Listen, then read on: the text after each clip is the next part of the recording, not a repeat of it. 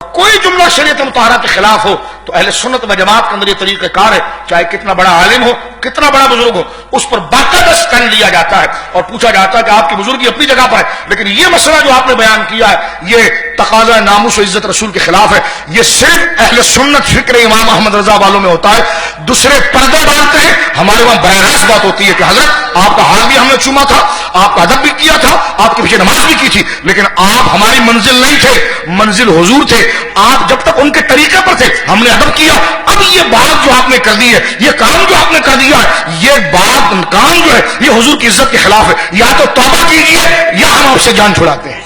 تو یہ دیکھیں اتنی جرت دینے والا شخص امام احمد رضا،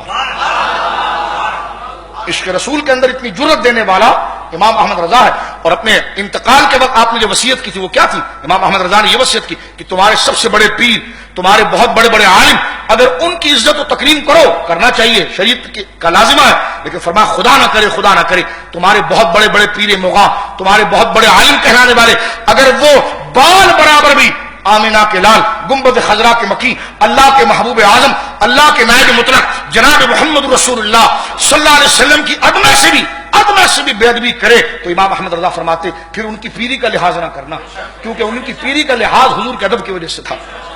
سمجھ رہے؟ ان کی ملائیت کا لحاظ نہ کرنا، کیونکہ ان کی ملائیت کا لحاظ حضور کے ادب کی وجہ سے تھا۔ امام احمد رضا دنیا سے رخصت ہوتے ہوئے فارمولہ دے رہے ہیں، فرما ان کو اپنے دل سے نکال کر ایسے پھینک دینا جیسے دودھ سے مکھی کو نکال کر پھینکا جاتا ہے، یہ بات وہی شخص کر سکتا ہے جو سر سے لے کر پاؤں تک وفادار ہو اور غیرت مند ہو۔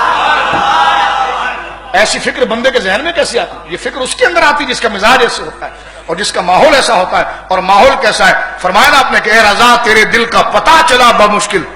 یعنی ڈھونڈا کہاں پر؟ تو فرمایا روزہ رسول کے سامنے دل کو پایا، جو دل ہمیشہ، جو ہر وقت یاد رسول کے اندر مبتلا ہو اور شامل ہو، تو اسی کی ذہن کے اندر یہ پاکیزہ چیزیں داخل ہو سکتی ہیں۔